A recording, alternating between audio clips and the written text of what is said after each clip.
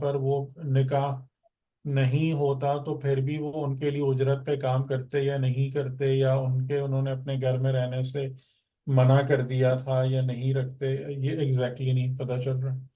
لیکن ہاں یہ بیچ میں جو لفظ اعلیٰ ہے یہ اس طرف ہی لے جا رہا ہے کہ یعنی نکاح جو ہے وہ اس بنیاد پر ہے کہ تم 8 سال کام کرو میرے لیے. جی. صحیح یعنی یہ ایک معاہدے کے طور پر یہ چیز تھی. صحیح.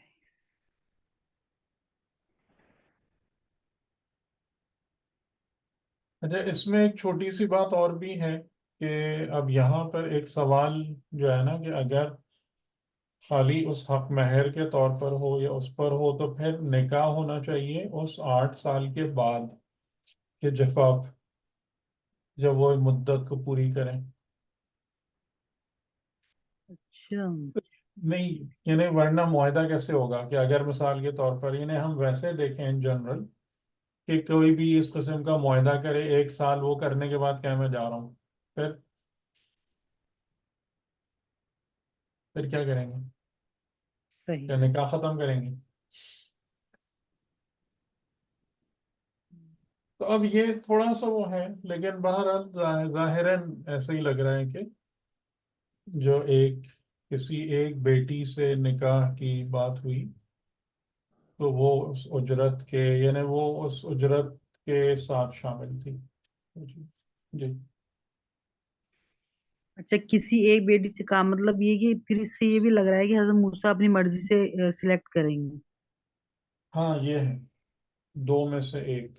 جی. صحیح. جی. اب یہ پتہ نہیں ہے کہ مرضی کیا کس کی ہوگی، لیکن 2 میں سے 1. تو اسی وجہ سے جو میرے ذہن میں بات آ رہی تھی نا کہ یہ بہت بہت اسپیسیفک نہیں ہے یہ نکاح والی ٹرمز جو ہے. جی.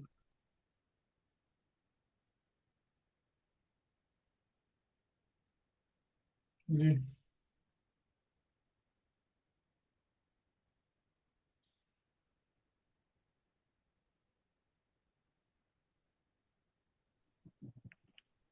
بھائی صحیح، اسٹارٹ میرا کر. خیال ہے کہ اس کے وہ بھی بھیج دیں جو ہمارے یعنی کہ نئے یہ جس پر آپ لوگ لاگ ان ہو رہے ہیں، نئی آئی ڈی بھیج دی پہ. بھیج دیے سر لنک گروپ پہ. ہاں کیونکہ کہیں لوگ جو ہے نا وہ پرانے کوئی یوز نہ کر رہے ہوں.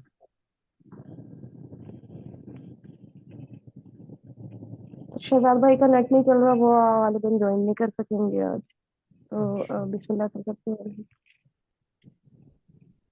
ٹھیک ہے. ٹھیک. آپ لوگوں کا کوئی کوشچن وغیرہ تو نہیں؟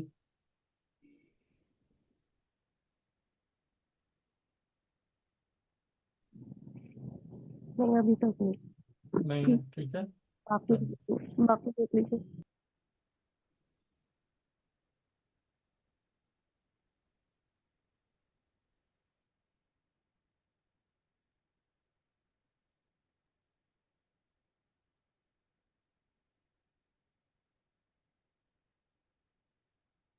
اچھا، تو اب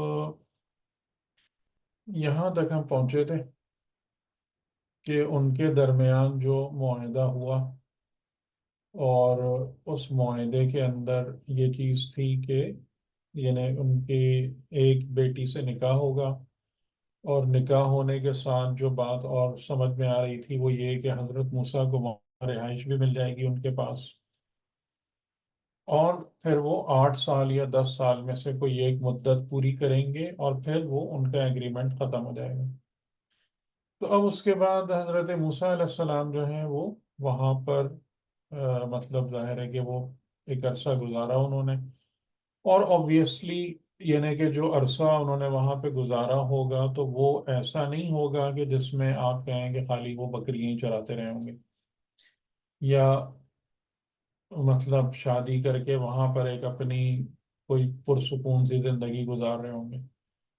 کیونکہ خدا نے جب ان کو وہاں سے مصر سے نکالا اور پھر اس کے بعد یہاں تک لایا اور پھر ایک مخصوص بندے سے ملاقات کرائی جو کہ موسٹ لائکلی حضرت شعیب تھے، تو ظاہر ہے کہ پھر یہاں پر حضرت موسیٰ علیہ السلام کی ایک پرسکون ماحول کے اندر ایک اور ارتقائی ایک مرحلہ تھا جو آپ کی ذات میں طے پا رہا تھا، اور وہ چیز پھر ہم کو آگے جا کے نظر آتی ہے کہ اب کیا ہوا، اور جس کی طرف وہ سورہ طٰہٰ میں اشارہ بھی کیا جا چکا ہے کہ پھر اے موسیٰ، یعنی میں نے تم کو اپنے لیے، اپنے نفس کے لیے تم کو پریپئر کیا، بنایا، اور تم ایک قدر پر آ گئے، یعنی اس لیول پر آ گئے کہ جو میں چاہ رہا تھا۔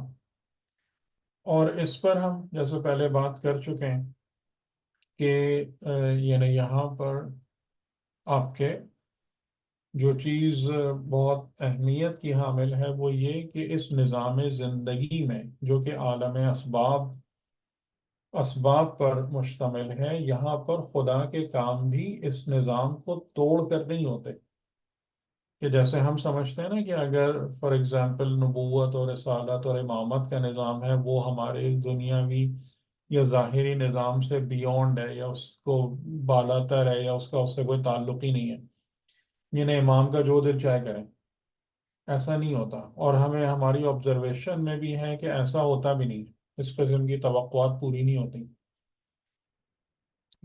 کیونکہ یہ چیز کہ خدا بھی جب کوئی کام کرتا ہے، کوئی فعل انجام دیتا ہے، تو وہ بھی انہی اسباب اور علل کے نظام کے مطابق ہوتا ہے کہ جو خود خدا نے پیدا کیے ہیں، ٹھیک ہے؟ یعنی خدا اپنے بنائے ہوئے قوانین کو خود نہیں توڑتا، یہ بات ذہن میں رہے۔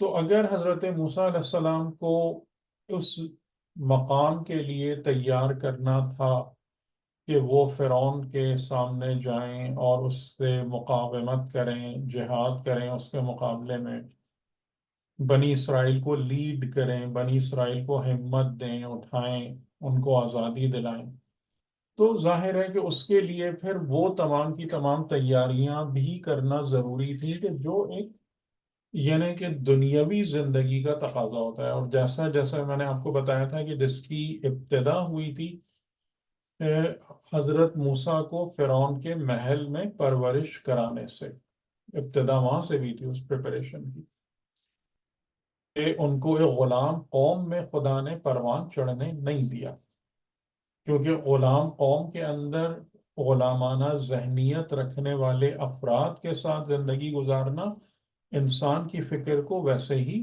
پست کر دیتا ہے، پھر وہ ان کے خلاف کھڑا ہونے کی طاقت نہیں رکھتا۔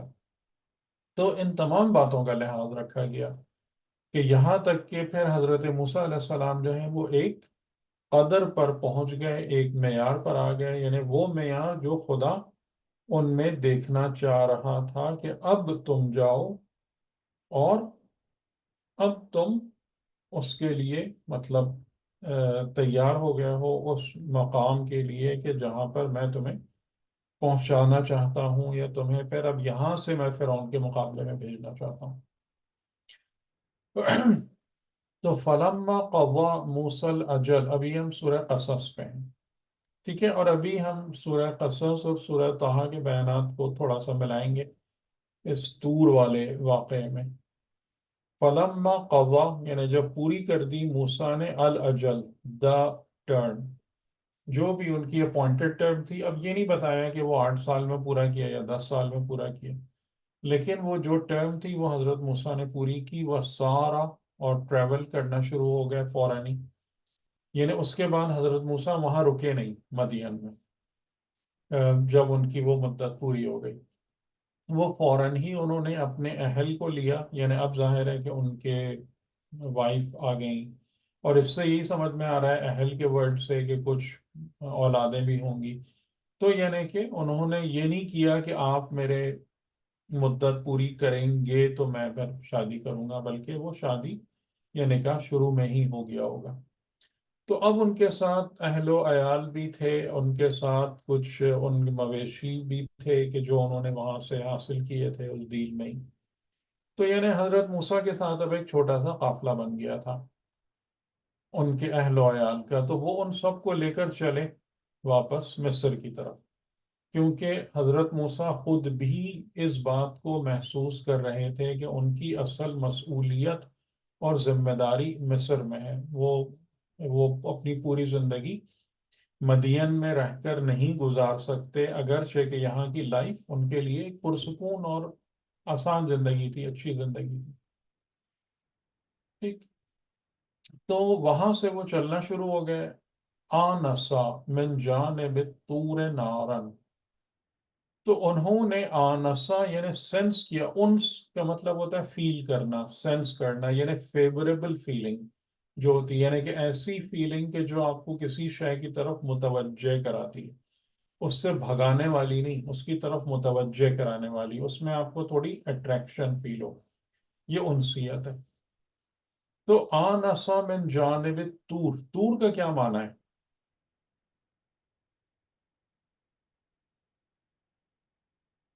جی، طور کیا کیا چیز ہے؟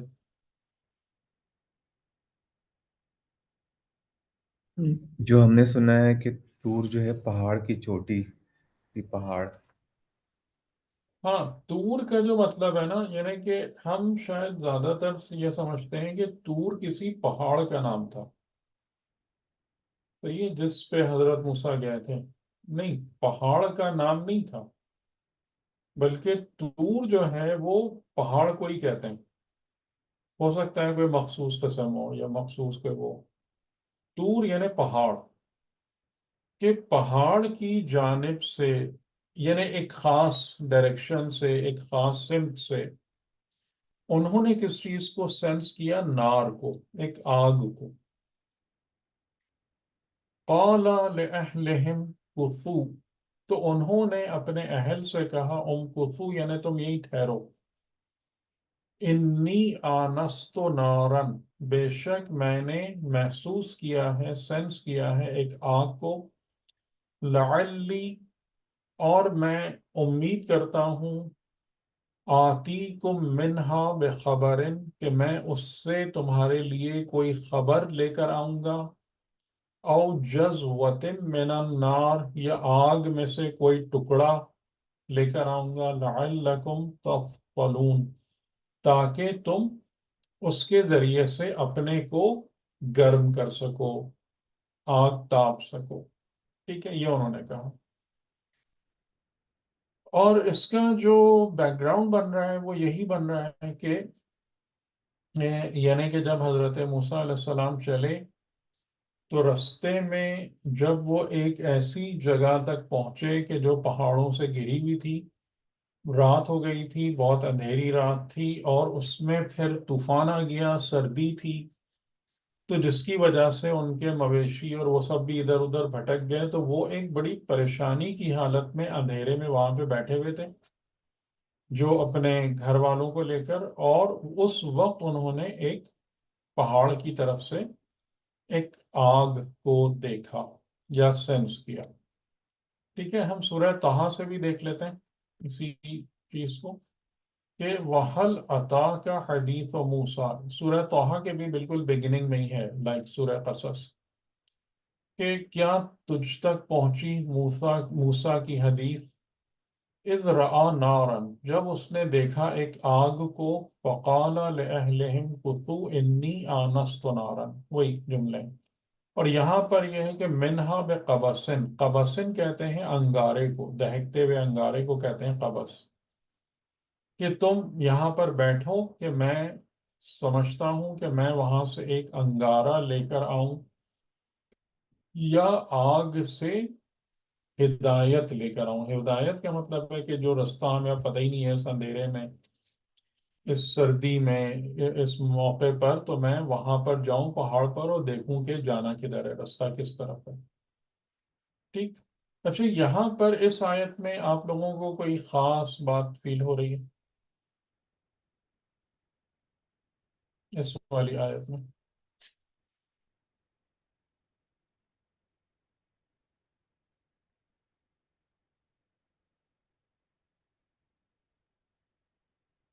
جی، لعل یہاں پر وہ ہدایت جی، ہدایت کے لیے کہہ رہے ہیں۔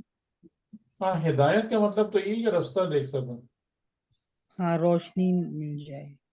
ہاں، رستہ دیکھ سکوں نا، کہ پتہ ہی نہیں کہ کدھر بھٹک کے کہاں چلے گئے، کدھر ہیں، رستہ نظر آئے. ہدایت سے مراد یہ.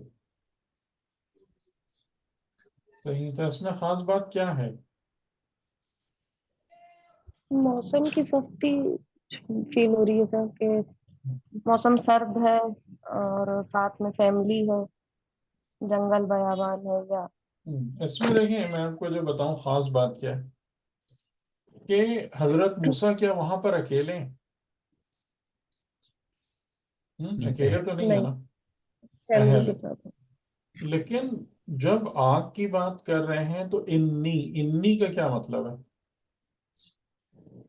میں بے شک میں. میں ہاں، یعنی کہ وہ آگے کمپلیٹ کریں. صرف آنس تو نہ رہا، آگ کی ہاں تو طرف اس وہ میں خود جا رہے ہیں اکیلے۔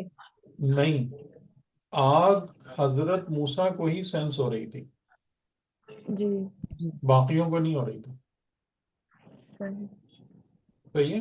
یعنی کہ اگر مثال کے طور پر آپ کچھ لوگوں کے ساتھ کہیں بیٹھے ہوں اور دور پہاڑ پر کوئی آگ ہو تو آپ کیا کہیں گے؟ یہ والا جملہ استعمال کریں گے کہ بے شک میں سینس کر رہا ہوں یا انسیت محسوس کر رہا ہوں ایک آگ کی طرف سے، اور تم یہاں بیٹھو اور آپ کیا کہیں گے؟ ہم کر کے بات کی جا نہیں، سکتی ہے ہم ایسی کر کے صورت بھی میں۔ بات کہیں گے اور یہ کہیں گے کہ دیکھو دیکھو وہاں پر آگ جل رہی دیکھو، ہے. بالکل دیکھو۔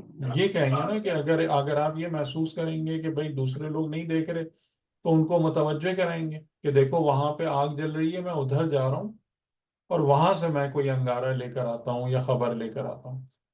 ٹھیک ہے، اس قسم کا کچھ بھی جملہ نہیں ہے. رائٹ. تو یہ اس کے اندر بہت خاص بات ہے کہ وہ جو بھی تھا جس کو انہوں نے اس وقت آگ سمجھا تھا، تو اس آگ کے حوالے سے جو اس کی انسیت تھی یا جو اس کی جو سینسنگ تھی وہ فقط اور فقط حضرت موسیٰ ہی فیل کر رہے تھے، باقی لوگوں کو فیل نہیں ہو رہی تھی وہ چیز. ٹھیک ہے، یہ بات سمجھ میں آئی؟ جی جی سر۔ جی ٹھیک ہے. تو یہ اور اسی طریقے سے امام علی علیہ السلام نے بھی ایک آپ کا ہے اس میں آپ نے 3 جگہیں بیان کی ہیں، تیسری مجھے ایگزیکٹلی یاد نہیں ہے لیکن 2 ذہن میں ہیں، کہ جس میں آپ نے فرمایا ہے کہ تم ہمیشہ خدا سے امیدوار رہو، خدا سے امیدوار رہو، کیونکہ جب خدا کی طرف سے جب ملتا ہے نا تو مطلب جو ان ایکسپیکٹڈ ہے کہ مجھے وہ رزق دے جس کا مجھے گمان بھی نہ ہو، کہ خدا کی طرف سے جب کوئی چیز ملتی ہے اور آتی ہے تو وہ پھر اتنی عجیب ہوتی ہے اور اتنی زبردست ہوتی ہے کہ انسان اپنے خواب میں بھی نہیں سوچ سکتا. تو اس میں آپ نے قرآن سے ہی 2-3 مثالیں دی ہیں. مجھے تیسری یاد نہیں ہے لیکن پہلی مثال حضرت موسیٰ کی ہے کہ حضرت موسیٰ کیا لینے گئے تھے؟ آگ. آگ لینے آگ۔ گئے تھے. اور وہاں سے جا کے ملا کیا؟ ٹھیک ہے، ابھی ہم اس چیز کو دیکھیں گے کیا ملا ایگزیکٹلی. ٹھیک ہے. ایک یہ ہے. دوسرا آپ نے مثال دی ہے ملکہ بلقیس کی، کہ جو یعنی حضرت سلیمان علیہ السلام سے ملاقات کے لیے گئی نکلی اور وہاں پر اس کے بعد یعنی کہ وہ کفر کی جگہ اس کو ایمان مل گیا وہاں پر. تو یعنی کہ آپ یہ فرماتے ہیں کہ خدا سے امیدوار رہو، خدا کے ساتھ یا خدا کے فضل میں سے طلب کرو، کیونکہ خدا کی طرف سے جب چیز زندگی میں عطا ہوتی ہے نا تو پھر اس طریقے سے عطا ہوتی ہے کہ انسان جو مطلب جو انسان سوچ بھی نہیں رہا ہوتا یا جو اس کی سوچ اور وہم و گمان سے بھی بالاتر ہوتی ہیں چیزیں، وہ سب کچھ ہو جاتا ہے. تو جب وہ وہاں پر پہنچے تو سورہ قصص اور سورہ طٰہٰ کے بیانات جو ہیں وہ ملتے جلتے ہیں، ہم دونوں کو پڑھ لیتے ہیں. فَلَمَّا أَتَاهَا، جب وہ وہاں پر آئے، یعنی کہ اب وہ آپ سوچ رہے ہیں چڑھتے چڑھتے وہ اوپر اس جگہ کو ٹریس کرتے ہوئے جہاں پر انہیں آگ فیل ہو رہی تھی یا وہ سینس کر رہے تھے کہ وہاں پر آگ ہے، وہ اب پہاڑ پر ہوتے ہوتے وہاں تک پہنچے. تو وہ کہاں پہنچے؟ وہ ایک مسطح جگہ تک پہنچ گئے، انہیں پہاڑ میں. ایک ایسی جگہ پر کہ جو ایک فلیٹ ویلی ٹائپ کی تھی، ٹھیک ہے، یعنی کیونکہ پہاڑوں کے بیچ میں ایسی جگہ نہیں ہوتی عام طور سے. تو وہاں پر پہنچے. نودیا من شاطئ الواد، ہم نے اس کو ندا دی. شاط یا شت کہتے ہیں دور والی سائڈ کو، یعنی جیسے شت فرات یا شت جو ہے نا، وہ یعنی کہ ایک کنارے یا دور والی سائڈ کو. تو شاطئ الواد یعنی وادی کے ایک کنارے سے یا دور والے سائڈ سے، جو کس طرف تھا؟ الایمن، داہنی طرف تھا. یعنی وہاں پر وہ ایک گراؤنڈ لیول جگہ پہ پہنچ گئے، اور اس کے، اور ظاہر ہے کہ وہ اگر پہاڑوں میں گھری ہوئی جگہ ہے تو وہ وادی ہی ہوگی، وادی کہلائے گی. تو اس وادی کے داہنی طرف سے ہم نے ان کو آواز دی. فی البقعۃ المبارکۃ، ایک مبارک بقعے میں سے. من الشجرۃ، ٹھیک ہے، یعنی ایک مبارک گوشہ سمجھ لیں. اور وہاں پر کیا تھا؟ وہاں پر تھا ایک شجر، اس میں سے آواز دی. پورا یہ سمجھ پا رہے ہیں آپ لوگ کہ کافی ساری چیزیں جمع ہو گئیں؟ جی سر. اس کو تھوڑا سا سوچیں.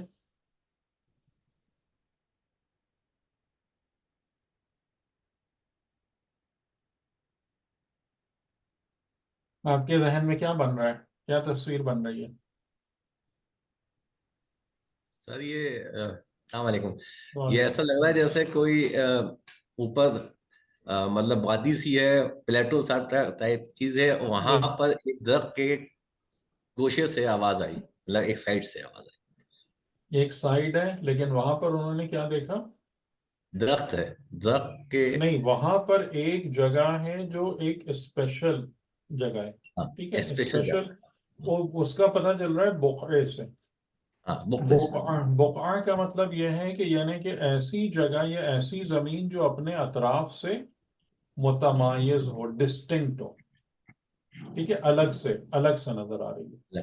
ٹھیک ہے. تو یعنی کہ اس داہنی طرف، وادی کے داہنی طرف کونے میں ایک جگہ ایسی تھی کہ جہاں پر جو ایک الگ ڈسٹنکٹ جگہ تھی پر برکت، وہاں پر برکتیں تھیں، اور اس میں سے ایک شجرے میں سے ہم نے ان کو ندا دی. شجرہ کا ظاہری معنی درختی ہے.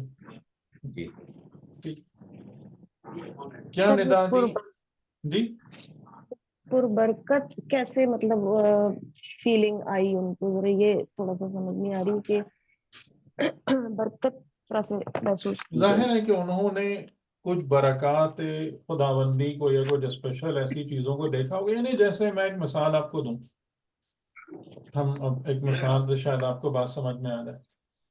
یعنی آپ جیسے اپنے گھر کے اندر ایک اضاخانہ بناتے ہیں، اپنے گھر کے کونے میں، ڈرائنگ روم میں، کسی جگہ پر، اور وہاں پر آپ اس جگہ پر کچھ علم وغیرہ رکھتے ہیں، قرآن رکھتے ہیں، یا کچھ اسپیشل لائٹیں لگا دیتے ہیں. تو کوئی بھی اگر آپ کے اس جگہ پر، اس ڈرائنگ روم کے اندر داخل ہوتا ہے تو وہ جگہ اس کے لیے ایک بقعۃ المبارکہ فیل نہیں ہوتی اس کو؟ اسپیسیفک ہو جاتی ہے، اس کو ہم ایک اس کو نظر آئے گا نا کہ یہ باقی تمام جگہوں سے الگ ہے. جی جی. اور یعنی اگر ہم اس کو بالکل ہی میٹیریل سینس میں لیں کہ وہاں پر آپ کو اس کو قرآن نظر آئے گا، وہاں پر اس کو علم دکھیں گے، وہاں پر اس کو خوشبو اضافی محسوس ہوگی، تو وہ اس کو کیا فیل کرے گا کہ یہ ایک سیکرٹ پلیس ہے. ٹھیک ہے، یعنی کہ یہ باقی پورے کمرے کے مقابلے میں یہ جگہ جو ہے نا، یہ ان سب جگہوں سے زیادہ مقدس ہے. ٹھیک ہے، یہ نہیں، جی بالکل. یعنی وہ علامتیں اور نشانیاں نظر آتی ہیں اس جگہ پر کہ جس میں آپ کو اس کو سمجھ میں آئے گا کہ ہاں یہ ایک پربرکت جگہ ہے. ایک اور بھی دیکھیے گا، آئی تھنک سورہ نمل کے اندر بھی ہے کہ وہ جو نار، اور نار میں سے آواز آئی، انبور کا من فی النار، کہ جو نار ہے اور جو اس میں پربرکت ہے، جو اس میں مبارک ہے. ٹھیک ہے. جی. تو شجرہ سے آواز آئی یا ندا دی، اَن یا موسیٰ، اے موسیٰ، انی انا اللہ رب العالمین، بے شک میں اللہ ہوں عالمین کا رب. اس میں کیا خاص بات ہے؟ ویسے تو یہ ڈسکرپشن بڑی لمبی ہے، سب سے خاص بات تو یہی ہے کہ شجرہ تک پہنچنے کی ڈسکرپشن بڑی لمبی سی ہے.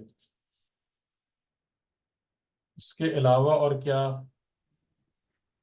سر یہ مطلب ڈائریکٹ کمیونیکیشن ہے، مطلب متکلم اور ان کا یعنی خدا جو ہے وہ فرسٹ پرسن میں ڈائریکٹ کلام کر رہا فرسٹ ہے. پرسن میں کار کر رہا ہے. اور حضرت موسیٰ، جی. ہاں پھر اس کے اور بعد جو ہے اور اس وہ میں جو جی سوری، ہاں بول دیں، آپ جی بات پوری کر دیں. نہیں سر آپ بات کریں. جی آپ اصل میں نا جس شکل نظر نہیں آ رہی ہوتی ہے نا، تو سب سے بڑی بد تہذیبی یہی سرزد ہوتی ہے کہ بندہ ایک دوسرے کی بات کاٹ رہا ہوتا ہے. نہیں کوئی مسئلہ نہیں سر، آپ بات کریے. یعنی اس میں جو ایک بہت خاص بات ہے کہ یہ نہیں کہا گیا کہ میں رب العالمین تم سے مخاطب ہوں، بلکہ رب العالمین سے پہلے اس میں اللہ کا ذکر ہے.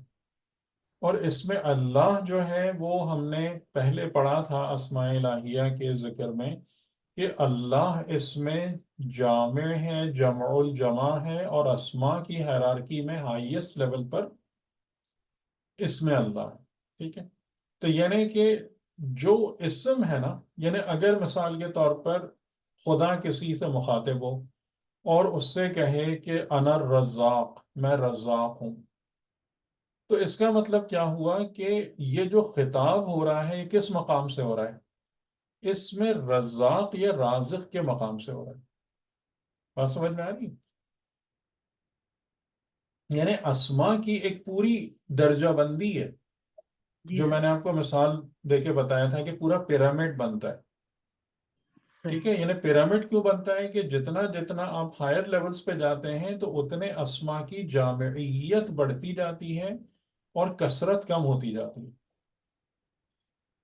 تو وہ مقام کہ جہاں پر تمام اسماء فقط ایک اسم میں جمع ہو جاتے ہیں، جو بالکل ہائیسٹ پیک ٹاپ ہے، وہ کون سا مقام ہے؟ اس میں اللہ. اللہ کا مقام. تو اگر اس مقام سے یا اس اسم کے ساتھ کسی بھی بندے سے خطاب ہو تو یہ اس کے لیے بہت بڑا اعزاز ہے. بات واضح ہو رہی؟ جی سر. جی. آپ کو بات واضح ہو رہی ہے کہ انا اللہ، اور پھر انا اللہ کی مزید تفصیل رب کہ کا. انا اللہ یعنی رب العالمین. اور یہ اس کو میں سمجھتا ہوں کہ آپ لوگ اچھے طریقے سے درک کریں گے کہ یہ تمام خطاب جو ہے نا، یہ خالی کوئی لفظی خطاب نہیں ہوگا. یعنی اس کا کوئی سینس نہیں ہے. بیسکلی ٹھیک ہے. اس کا کوئی سینس نہیں ہے کہ خدا کسی کو اپنے مقام تقرب میں بلا کے لفظوں سے بات کرے.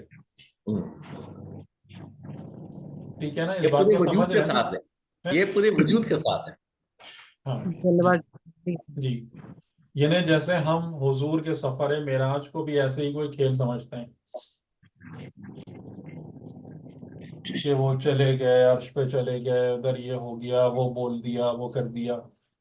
ٹھیک ہے. تو یہ بات میں امید کرتا ہوں کہ آپ لوگ اس بات کو پک کر رہے ہوں گے کہ یہ وہ چیز نہیں ہے کہ جو صحیح. نارمل ایک کنورسیشن ہوتی ہے لفظوں کے ذریعے سے. تو سر یہ بہت جی. جی ایک سوال میرا یہاں پر تھوڑا سا سوچنے کے لیے سوچ رہا تھا کہ تعارف کرایا ہے اپنا الہ کے طور پر، اللہ الہ ان اللہ. ان اللہ، اور اس کے فون بعد جو نا رب کو لے کے آئے ہیں. تو جو انسان کا سب سے پہلے تعلق ہے وہ الہ اور اس کے فون بعد رب سے ہے. جی ٹھیک ہے، جی. ٹھیک ہے نا سر. وہ جو پیرامڈ آپ کہہ رہے تھے، آپ بتا رہے تھے. تو اس کے اندر سے جو ہے نا پھر جا کے ہمارا جو تعلق ہوتا ہے وہ رب سے ہوتا ہے اور الہ سے ہوتا دیکھیں ہے. الہ، یعنی اس کو آپ یہ دیکھ لیں ہاں کہ بنیادی طور پر جو میں نے کئی دفعہ ایک بات کہی کہ زیادہ تر انسان جو ہیں وہ خالی رب ڈھونڈتے ہیں، رب کو چاہ رہے. ہاں جی وہ تو ٹھیک ہے، بالکل ان صحیح. کو دلچسپی رب سے ہے خالی. رب سے ہے. اب وہ خدا بن جائے رب یا کوئی اور بن جائے، بہت سارے لوگوں کو اس سے بھی فرق نہیں پڑتا. ٹھیک ہے، جہاں سے ان کی پرابلم سالو ہو، جو ان کے مطلب دنیا کو میٹھا کر دے، وہ ہوں. اس کو رب مان لیتے ہیں. تو یہ لیکن جو حقیقت ہے ایمان کی، وہ ایمانی حقیقت یہ ہے کہ سب سے پہلے جیسے ہم نے حضرت ابراہیم علیہ السلام کی بھی اس میں پڑھا تھا کہ انہوں نے یہ سوال کیا تھا، یہ تم کس کی پرستش کرتے ہو؟ ہوں. معبود کا تعین نمبر 1 ہے، ہوں. وہ صحیح. مسئلہ جو انسان کو حل کرنا چاہیے کہ میں کس کا بندہ ہوں. ٹھیک ہے، میرا معبود کون ہے، یہ نمبر 1 پرابلم ہے. یا اگر انسان اس سے بھی زیادہ مضبوط عقل رکھتا ہے تو جس کو یعنی حکمت و عرفان کی زبان میں کہا جاتا ہے کہ اثبات واجب الوجود. اثبات واجب الوجود کا کیا مطلب ہے کہ آپ کو اگر کہیں بھی یعنی جہاں جہاں بھی زندگی میں اور کائنات میں موجودات نظر آتی ہیں ہوں. اور آپ کو یہ بھی دکھ رہا ہوتا ہے کہ یہ موجودات اپنے بلبوتے پر قائم نہیں ہیں، ان کے اندر تغیر ہے، فنا ہے، تو آپ پھر اس جگہ تک متوجہ ہو جاتے ہیں، آپ کی عقل آپ کو یہاں تک لے جاتی ہے کہ پھر وہ کون ہے کہ جو فقط اور فقط اپنی ذات کی بنا پر جس کا وجود قائم ہے، وہ کسی دوسرے پر ڈیپینڈنٹ نہیں ہے، کوئی دوسرا اس پر اثر انداز نہیں ہوتا. ٹھیک ہے، یعنی یہ اب ظاہر ہے کہ یہ اعلیٰ مراحل ہے، لیکن ٹھیک. لیکن جو اصل چیز ہے وہ یہ کہ اصل حقیقت کو تلاش کرنا اور اس کو پانا اور اس کا عبد بننا، یہ اصل ایمان کی ذمہ داری ہے. یعنی ایمان اس وقت آپ کا قابل تعریف ہے جب وہ ایمان آپ کو اس مرحلے تک پہنچاتا ہے. اس کے بعد اس کی باری آتی ہے کہ میری ضروریات یا میرے مسائل کیسے حل ہوں گے، کون پورا کرے گا. اور اگر ہم واجب الوجود کو یا الہ کو یا معبود کو پہچان لیتے ہیں اس کی صفات کے ساتھ، تو باقی مسائل آپ سمجھ لیں خود بخود ہی حل ہو جاتے ہیں. ہوں. ٹھیک ہے، پھر اس کے لیے بحث کرنے کی ضرورت ہی نہیں ہے کہ خالق کون ہے، ہمیں پتہ ہے ہاں کون ہے، صحیح صحیح. مالک کون ہے، ہمیں پتہ ہے کون ہے، رب کون ہے، امور مدبر الامور کون ہے، ہمیں ساری بات خود ہی سمجھ میں آ گئی. ٹھیک ہے، ٹھیک ہے. صحیح. مطلب الہ کو کی صحیح معرفت ہوگی تو باقی سب چیزیں خود جی، بخود کلیئر ہو جائیں گی. خود ٹھیک. بخود کلیئر ہو جائیں گی، خود بخود ہوں. آپ کو جواب مل جائے گا. جواب لیکن ملے. اگر انسان جو ہے وہ خالی رب ہی ڈھونڈتا رہے گا تو ہوں. پھر کبھی وہ بتوں کو ماتھا ٹیک رہا ہوگا، کبھی مثال کے طور پر کوئی کسی مقدس انسان کو رب بنا کے لے آئے گا، کوئی کچھ کرے گا، کوئی کچھ کرے گا. ٹھیک، تو اسی لیے رب سے پہلے ہمیشہ کس کو آنا چاہیے؟ الہ ہونا چاہیے. الہ کو، اللہ کو آنا چاہیے. ہاں ٹھیک ہے، اللہ. الحمد للہ رب العالمین. ٹھیک. آپ سورہ حمد میں بھی یہی ٹھیک. بات کہہ رہے ہوتے ہیں. صحیح. وَأَنْ أَلْقِ عَصَاكَ، اور کیا کرو، اپنے عصا کو ڈال دو. یعنی اس کا مطلب ہے کہ وہ اپنے ہاتھ میں جو ان کی لاٹھی تھی، عصا تھا، جو کہ ظاہر ہے کہ شیپرڈنگ میں اس کی بڑی اہمیت ہوتی ہے، تو وہ ان کے ہاتھ میں تھا، تو خدا کی طرف سے حکم ہے اس کو ڈال دو. فَلَمَّا رَآهَا، پس جب ڈالنے کے بعد انہوں نے اس کو دیکھا، تہتز، یعنی اس میں ایک تھر تھراہٹ، ایک لرزش، ایک جنبش پیدا ہو گئی. ٹھیک ہے، کَأَنَّهَا جَانٌ، گویا کہ وہ ایک سانپ ہے. ٹھیک ہے، یہ بہت قابل غور ہے یہ جملہ، اس کو بہت غور سے سنیے گا. اس میں ایک حرکت پیدا ہوئی، لائک جیسے ہم کہتے ہیں نا وائبریٹنگ، ایک اس قسم کی تھر تھراہٹ والی حرکت، گویا کہ وہ سانپ ہے. وَلَّا مُدْبِرًا، تو وہ پلٹے اپنی پیٹ ادھر کر کے، پیٹ کر کے واپس مڑے کہ یہ کیا ہے، یہ میں مطلب بہت عجیب سا ہونے لگا یا خوف آیا. وَلَمْ يُعَقِّبْ، اور پیچھے اپنے عقب میں پیچھے پلٹ کر نہیں دیکھا، بغیر پیچھے دیکھے ہوئے وہاں سے مڑ گئے. یا موسیٰ، تو ندا پھر آئی، اے موسیٰ اقبل، نہیں پیٹ نہ پھیرو، مقابل آ جاؤ، فیس کر لو اس طرف. ولا تخف، اور خوف زدہ ہونے کی ضرورت نہیں ہے. انکا من الآمنین، بے شک تم ان میں سے ہو کہ جن کو امن دے دیا گیا ہے، یا جو سکون اور امن کی حالت میں. ٹھیک، یہ انہوں نے دیکھا. اسلک یدا کا، پھر اس کے بعد یعنی حضرت موسیٰ علیہ السلام جب پلٹے، ان کے دل کو قرار آیا، وہ اضطراب والی حالت دور ہو گئی، تو پھر ان کو دوسرا حکم یہ آیا کہ اسلک یدا کا. اسلک یعنی سلوک دو. سلوک کس کو کہتے ہیں؟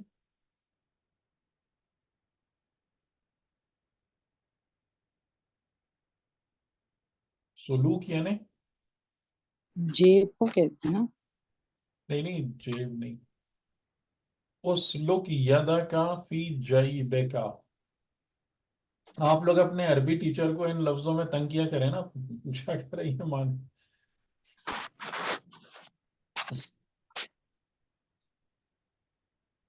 اسلک کیا مطلب ہوا اسلک؟ جی چھپا لو، جی چھپا لو اپنے ہاتھ کو.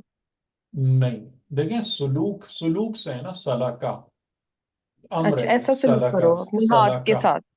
ہاں، سلوک کا مطلب ہوتا ہے، جیسے ہم وہ ایک آج کل بڑا پاپولر ورڈ ہے نا، سیر و سلوک. سیر و سلوک میں سلوک کس کو کہتے جی، ہیں؟ کوئی بھی بتائیں. راستے اچھا کو کہتے کرنا ہیں، کچھ. راستے کو کہتے ہیں. کرنے کے نام آئے گا نا. سلوک سیر سے نکلا ہے. سیر تو ٹریولنگ ہے، ہاں، سلوک کیا ہے؟ وہ راستہ جس پہ چلتے ہیں. طے کرنا. نہیں سر، نہیں. Behaviour, behaviour. ہاں چلیں اس کو ذرا غور سے سنیں. ابھی اس میں اگر میرے پاس ہو تو دیکھیں رویہ کہہ پانی. سکتے ہیں آپ، رویہ ایسا نہیں اختیار کر. وہ یہ سب اردو کے معنی ہیں، ٹھیک ہے، یہ عربی کے نہیں ہے معنی. اچھا اس کو میں آپ کو سمجھانے کی کوشش کرتا ہوں. آپ ایک چیز کو دیکھیں کہ جیسے ایک پانی ہوتا ہے، یعنی کہ آپ اگر پانی دیکھتے ہیں کہ پہاڑوں سے بہ رہا ہوتا ہے آبشار میں، یہ وہ پانی جو مطلب جا رہا ہوتا ہے میدانی علاقوں میں، دریا میں، تالابوں میں، تو یہ پانی عام طور سے کہاں سے آتا ہے؟ سب بلندی سے یعنی تالاب اور تالاب لیکس جو سے. ہیں وہ عام طور سے خود واٹر پروڈیوسنگ جگہ تو نہیں ہے نا، وہاں پر پانی نکل تو نہیں رہا ہوتا وہاں سے. یہ کسی پانی کہاں سوچ سے سے آتا ہے؟ آتی، کسی سوچ دریا. سے ہی آتی. ہاں، یعنی عام دو طریقوں سے آتا ہے پانی، یا بعض اوقات زمین میں سے نکلتا ہے، یا پھر پہاڑوں پر جو برف پڑتی ہے، یا پہاڑوں پر جو بارش ہوتی ہے. تو اب وہ جو پانی ہوتا ہے نا، جیسے اگر زمین سے نکل رہا ہے یا پہاڑوں سے آ رہا ہے، تو آپ کو اندازہ ہے کہ وہ کتنے مختلف قسم کے رستوں اور رکاوٹوں کو عبور کرتا ہوا آتا ہے. یعنی کہیں پر جا کے، کہیں پر وہ اگر زمین کے اندر چلا گیا تو پھر وہ اس میں سے مطلب پریشر بلڈ کر کے مٹی سے باہر نکلتا ہے. کہیں پر بیچ میں راکس آ گئیں تو اس کے اراؤنڈ وہ اپنا رستہ بناتا ہوا چلتے چلتے چلتے. اور اسی لیے آپ دیکھتے ہیں کہ پانی جن جن رستوں سے گزرتا ہے تو وہ ان سارے مطلب پتھروں کو تراش دیتا ہے، ان کو ایک شیپ دے دیتا ہے جو پتہ نہیں کتنے سالوں کے عرصے میں وہ شیپ بن جاتی ہیں. ٹھیک ہے، تو یہ جو راہ طے کرنے کا طریقہ ہوتا ہے نا، جس میں رکاوٹیں ہوں، مسائل ہوں، اور اس کو دور کرتے قدم بقدم، آہستہ آہستہ ایک ایک قدم آگے بڑھاتے ہوئے اپنی منزل کی طرف جانا. یعنی آپ تصور کریں کہ وہ پانی جو برف کی شکل میں کسی پہاڑ کی چوٹی پر ہوتا ہے، اور پھر وہ دریا کی شکل میں آتا ہے، اور پھر دریا سے نکل کر سمندر میں گرتا ہے. ٹھیک، تو یہ آپ اگر اس پورے سفر کو دیکھیں نا تو پانی کا یہ سفر کوئی آسان نہیں ہے. کتنی اونچ نیچ برداشت کرنی پڑتی ہے، کتنے مشکل راہوں سے گزرنا پڑتا ہے، کہاں کہاں سے اپنے رستے بنانے پڑتے ہیں. یہ ہے سلوک. بات واضح ہو رہی؟ تو اسی لیے وہ جو عرفان کے اندر کہتے ہیں نا سیر و سلوک، تو اس کا مطلب یہی ہے کہ یہ جو راہ ہے نا معرفت حق کی، یہ اس طریقے سے ہی طے ہوتی ہے کہ جیسے پانی اپنا رستہ بناتا ہے پہاڑ سے سمندر تک. یہ آسان راہ نہیں ہے کہ بس اٹھے اور دو چار باتیں کی اور دو کہانیاں سنائیں یا کچھ ذکر پڑھ لی اور قصہ ختم ہو گیا. یہ رستہ ہے جو پورا طے کرنا پڑتا ہے. بات آئی سمجھ میں؟ جی سر. ہوں آگے. ٹھیک ہے. یہ اب یہاں پر خدا جو ہے کہہ رہا ہے حضرت موسیٰ کو، اور یہ ظاہراً بہت ہی عجیب حکم ہے، بہت عجیب حکم ہے یہ، کہ اگر آپ اس کو سوچیں نا تو آپ کو ڈائریکٹلی تو نہیں پلے پڑتا کہ یہ کیا بات ہو رہی ہے. اس لک یدا کا، اپنے ید اپنے ہاتھ کو سلوک دو، یعنی اس طریقے سے گزارو. ہم ظاہراً ترجمہ یہی کر سکتے ہیں کہ گزارو، لیکن سلوک کا ورڈ جو استعمال کیا گیا ہے نا، میں اسی لیے آپ کو خاص طور سے پوائنٹ آؤٹ کرا رہا ہوں کہ یہ سلوک کوئی معنی رکھتا ہے تبھی یہ یہاں پہ یوز ہوا ہے، ورنہ گزارو. فی جیبے کا، کہاں گزارو؟ جیب میں اپنی. ہم؟ جیب کا جی، نا اپنی جیب میں جو پہنا ہوا تھا انہوں نے. فی جیبے کا. جی. اور بتائیں، افروز بھائی آج خاموش ہے، کیا مطلب ہے جیب کا؟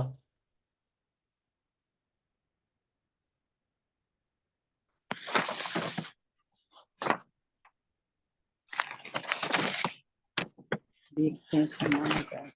جیب دیکھیں، اس میں جو ہے نا ایک فرق ہے. جیب کہتے ہیں اگر زیر ہو، کسرہ ہو جیم پر، تو جیب ہے پاکٹ. جیب کا مطلب ہے گریبان، وہ پاکٹ نہیں ہے، گریبان، گریبان. جی جی. ٹھیک ہے. جیب کہ اپنے ہاتھ کو گزارو اپنے گریبان میں سے. تخرج بیضاء من غیر سوء، تو وہ کس حالت میں باہر نکلے گا؟ سفید، سفید. روشن، روشن. سفید. ٹھیک ہے. بیضاء ابیض یعنی وائٹ، سفید باہر نکلے گا من غیر سوء. لیکن اگر خدا نہ خواستہ کسی کے ہاتھ پر سفید دھبا پڑ جائے تو وہ تو کہتے ہیں نا برز ہوتا ہے نا، برس کا. بیماری. ہاں. تو لیکن من غیر سوء، بغیر کسی برائی بیماری کے، وہ وائٹنس کے ساتھ باہر نکلے گا. وائٹ، اور صرف وائٹ ہی نہیں بلکہ اس وائٹنس میں سے لائٹ بھی آ رہی ہوگی، جس کو کیا کہتے ہیں اس معجزے کو؟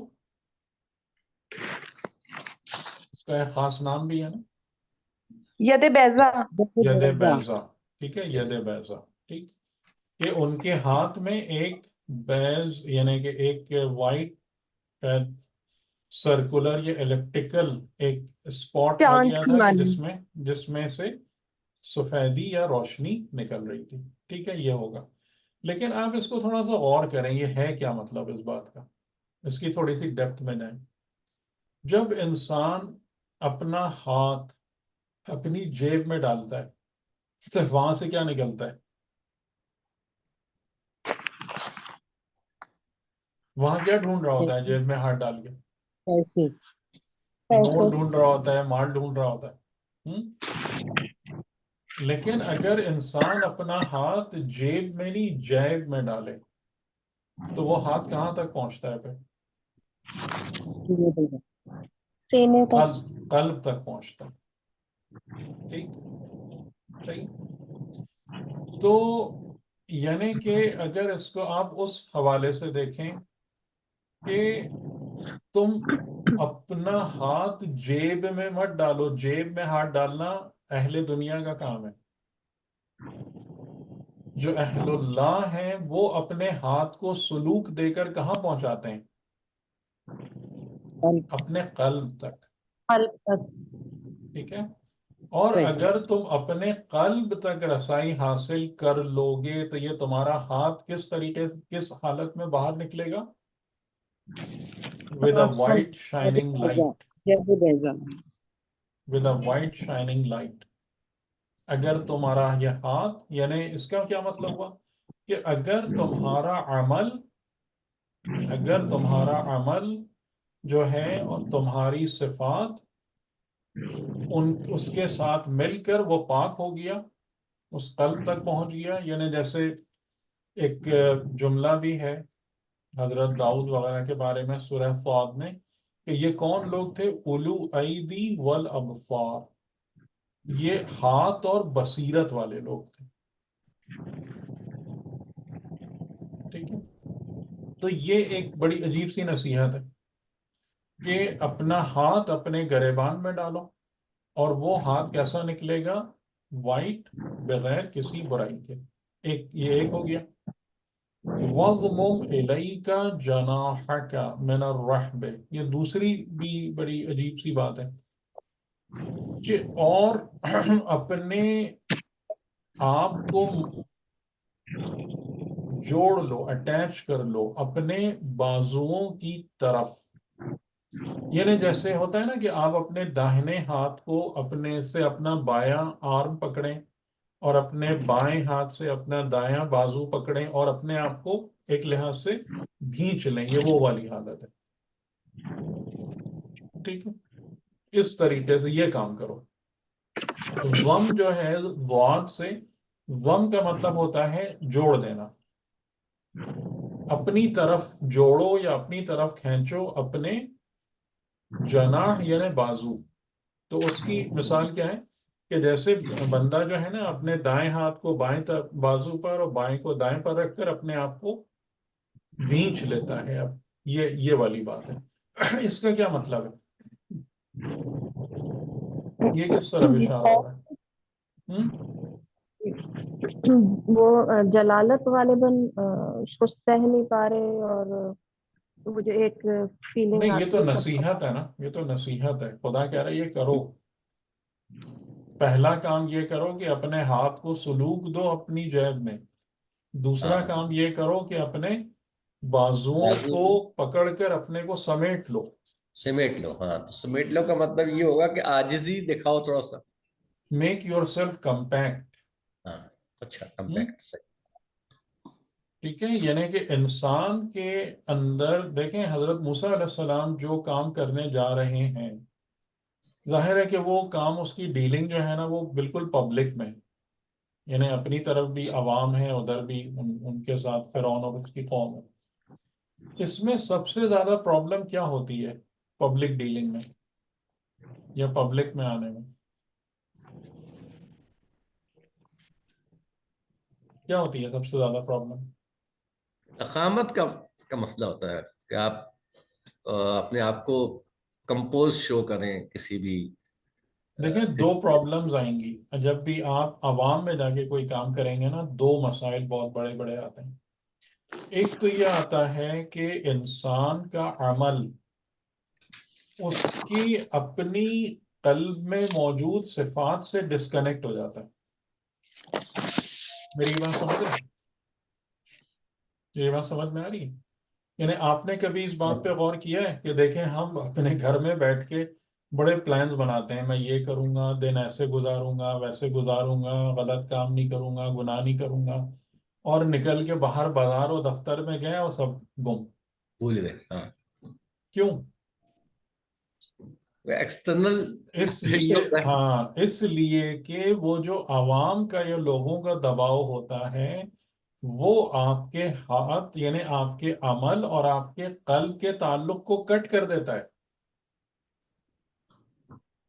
اور آپ زیادہ تر ایکشن اور ری ایکشن کے فارمولے پر چل رہے ہوتے ہیں. ٹھیک ہے. یعنی آپ کے پاس آپ جو اپنے گھر سے یہ پوری نیت کر کے گئے تھے کہ میں اپنے قلب میں جو ایمان ہے میں اس کے بلبوتے پر عمل کروں گا، وہ سب گم ہو گیا. آپ خالی کہاں پہ آ گئے؟ ایکشن ری ایکشن. یعنی جو عوام کا ایکشن ہے آپ خالی اس کو ری ایکٹ کر رہے ہیں. یہی نہیں ہوتا؟ جی بالکل صحیح. ایسے ہی ہوتا ہے، تو ایسے ہی ہوتا اس کے لیے خدا نے ان کو کیا نصیحت کی؟ اپنا ہاتھ اب یہاں پر یہ آیت اللہ جوادی عاملی کا جملہ میں آپ کو نقل کر رہا ہوں کہ جس کا ہاتھ جیب میں رہتا ہے نا، جیب میں جس کا ہاتھ جاتا ہے وہ وہی ہوتا ہے جو میں نے مثال ابھی آپ کو بیان کی. جس کا ہاتھ جیب میں ہوتا ہے نا وہ ایسے ہی انسان ہوتا ہے کہ وہ اس دھارے کے سامنے نہیں ٹھہر سکتا، وہ وہی ہوگا. لیکن جس کا ہاتھ جو اپنے ہاتھ کو جیب میں ڈال کر اپنے قلب تک پہنچاتا ہے، یعنی جس کا دست عمل اور قوت قلبی یکجا ہو جاتی ہے، وہ اس پریشر کا مقابلہ کر سکتا ہے. درست ہے؟ جی سر، ٹھیک ہے، ہم؟ صحیح ہم؟ صحیح درست. صحیح، بالکل صحیح. اور دوسرا مسئلہ جو ہے عوام میں جانے سے، وہ سب سے بڑا کیا پرابلم آتا ہے کہ تو انسان کیونکہ لوگوں کے نفوس کی حالت بالعموم خراب ہے، کوئی کچھ بھی کہہ لے، حقیقت یہی ہے. وہ خراب حالت جو ہے نا ایک اچھے انسان کے نفس کو بھی منتشر کر دیتی ہے، مضطرب کر دیتی ہے. تو اس کے مقابلے میں کیا ہے کہ اگر انسان خود اپنی ذات میں کمپیکٹ اور کمپوزڈ اور انٹیگریٹڈ فارم میں نہیں ہوگا تو وہ کیا ہوگا؟ اس عوامی دباؤ کے تحت منتشر ہو کے بکھر جائے گا اس کی شخصیت. ٹھیک ہے؟ یہ دو مسائل ہیں یا نہیں ہیں؟ آپ اپنے سامنے تو آج کل دیکھ ہی رہے ہوں گے، یہ سب اس کی بھرپور مثالیں. جی سر، صحیح نظر آ رہا ہے. ٹھیک ہے، آپ سب کو یہ بات سمجھ میں آ رہی ہے جو میں نے کہی؟ جی جی سر. سر. ہم؟ تو یہ جو دو نصیحتیں ہیں یہ کیا ہیں کہ اپنے ہاتھ کو اپنے قلب سے جوڑ کے رکھو. ان دونوں کو، اس تعلق کو منقطع نہیں ہونے دینا لوگوں کے دباؤ کی وجہ سے، کہ پھر تم خالی انہی کی سن رہے ہو، انہی کے پیچھے بھاگ رہے ہو، انہی کی چیزوں پر ریئیکٹ کر کر کے تمہاری زندگی ختم ہو گئی. اور وہ کچھ جو قلب کا یا ایمان کا یا جو حقائق ایمانی ہے ان کا تقاضا ہے، ان کے اور تمہارے عمل میں فاصلہ پیدا ہو گیا، جو کہ ایک بہت کامن آبزرویشن ہے. اور جب یہ لوگوں کا دباؤ آئے کہ کوئی تمہیں ایک طرف کھینچ رہا ہے، کوئی تمہیں دوسری طرف لے جا رہا ہے، گوناگوں آرا اور مختلف قسم کے رویے، ان سب کے مقابلے میں تمہیں کیا رہنا ہے؟ کمپیکٹ رہنا ہے، مجتمع رہنا ہے. تمہیں نہیں بکھرنا، تمہیں مضطرب نہیں ہونی. یعنی جیسے کہ اگر آپ رسول خدا کے حوالے سے بھی دیکھیں کہ جو نصیحتیں کی گئی ہیں ان کو، تو ان نصیحتوں میں کیا ہے کہ شاورہم فی الامر، ان کو مشوروں میں شریک کرو، ان کی تالیف قلب کرو، ان کو جہاد کے لیے بلاؤ، ان کو. لیکن اگر کوئی نہ نکلے، کوئی بھی نہ آئے، تمہاری بات نہ سنے، آپ اکیلے جائیے. یہ نہیں ہے کہ اگر کوئی نہیں آ رہا ہے، لوگ نہیں آ رہے تو اب رسول بھی بیٹھ جائیں. نہیں، یہ نہیں ہے. ٹھیک ہے؟ یہ سورہ سبا کی جو آیت ہے، انی اعوذکم بواحدۃ ان تقوموا للہ مثنی و فرادا، کہ تم اللہ کے لیے قیام کرو دو نہیں تو فرد، فرادا. بات واضح ہو رہی؟ یہ سب کام کون کر سکتا ہے جس میں یہ دو کوالٹیز پائی جاتی ہیں؟ ٹھیک ہے؟ کلیئر ہو رہی بات یا نہیں؟ یا میں اور اس کو واضح کر دوں؟ کلیئر ہو گئی میں. ہم؟ جی.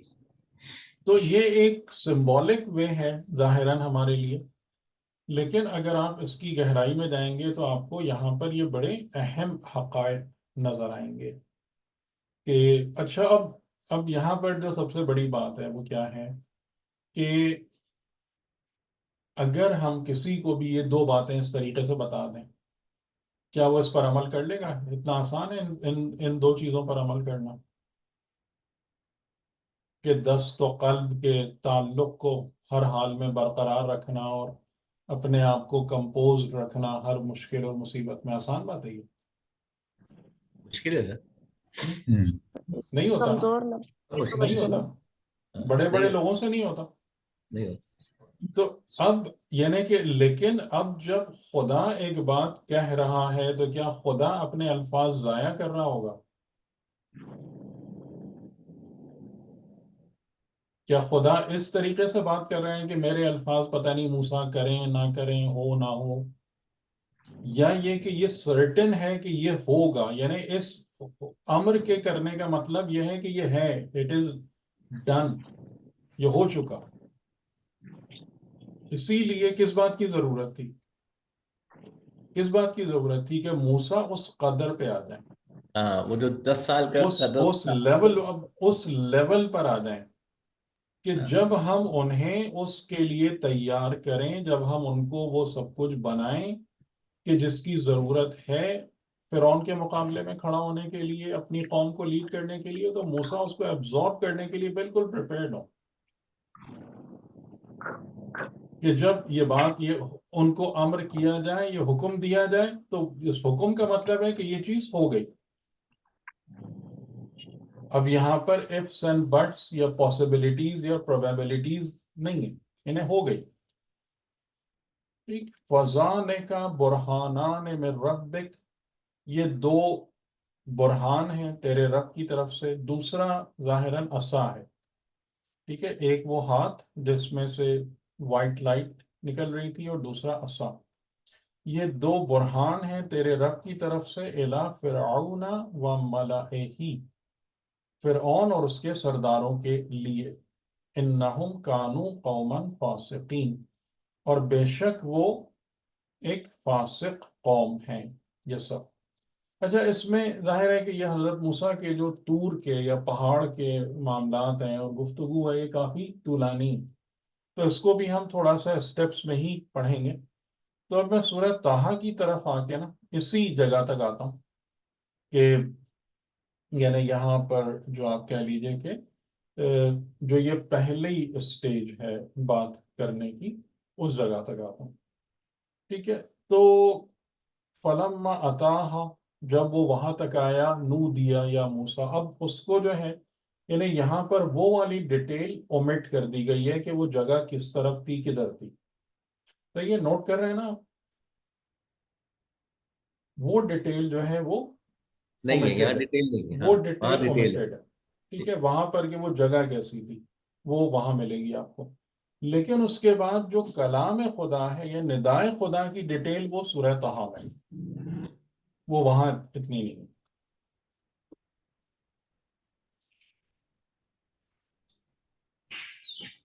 انی انا ربک فاخلع نعلیک،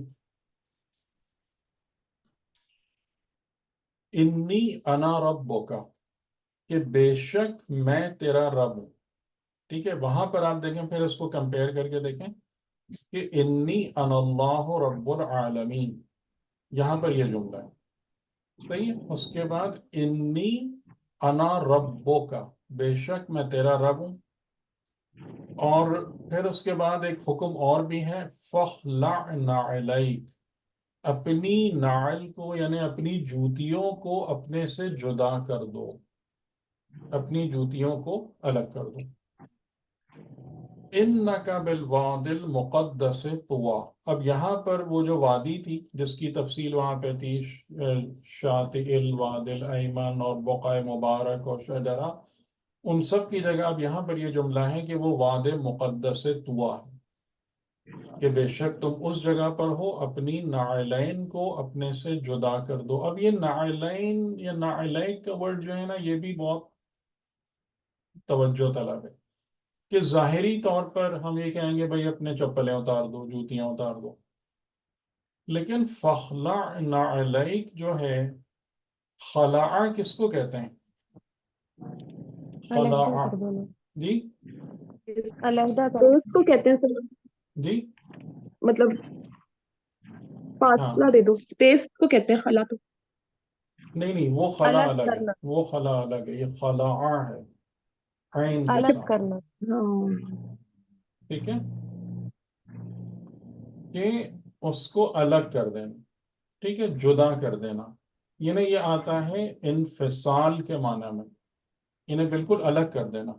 تو یہ کیا بات ہوئی، جوتیاں الگ کر دو، یہ تو کوئی جملہ صحیح نہیں بن رہا نا، یہ ہونا چاہیے نا اتار دو۔ خلع، تو اس جوتیاں کا مطلب یہ زیادہ ہے ہو، کہ یہاں پر جو ایک اور بات سمجھی جا سکتی ہے وہ یہ کہ انسان کے جو بھی تعلقات ہوتے ہیں، یعنی چاہے اہل و عیال کی محبت ہو، مال و اسباب کی محبت ہو، یہ سب کس کے مانند ہوتی ہے؟ یہ سب انسان کے پیروں کی زنجیر ہوتی ہے، مثل نعلین۔ تو کیا کہا گیا کہ تم واد مقدس طوا میں موجود ہو تو یہاں پر تم غیر خدا کے ساتھ نہیں آ سکتے، یعنی غیر خدا کی محبت کے ساتھ نہیں آ سکتے، محبت تو نہیں ہوگی ان کے قلب میں، یعنی اس تعلق کو اپنے ساتھ لے کے نہیں آ سکتے، ٹھیک ہے، یعنی جیسے جو معراج پیغمبر اکرم صلی اللہ علیہ وآلہ وسلم کے اس میں بھی نعلین کی بات ہے نا، تو یہاں حضرت موسیٰ سے کیا کہا گیا کہ اس کو اتار کے آؤ، اس کو اتارو، تم واد مقدس طوا میں ہو، یعنی وہ چیزیں سب ظاہری مطلب یہ ہو سکتا ہے کہ اس کو الگ کرو، لیکن یہ کہ وہ تمام کی تمام چیزیں جو انسان کے پیروں کی زنجیر ہوتی ہیں، پیروں سے لپٹی بھی ہوتی ہیں، وہ علائق و تعلقات، ان کو جدا کرو۔ اور انی انا ربو کا پھر وہی بات ہے کہ یہ فرسٹ پرسن میں کلام ہے کہ جو بہت بہت بڑی فضیلت ہے۔ وہ انا اخترتو کا، اور میں نے تجھ کو اختیار کر لیا، چوز کر لیا، اڈاپٹ کر لیا۔ فَاسْتَمِعْ لِمَا يُوحَىٰ، تو بس اس کو اچھے طریقے سے سنو جو تمہاری طرف وحی کی جاتی ہے۔ وہ وحی کیا ہے؟ اننی انا اللہ، بے شک میں ہوں اللہ، لا الہ الا انا، اور نہیں ہے کوئی الہ مگر میں۔ تو سب سے پہلی تعلیم حضرت موسیٰ کو کیا ملی؟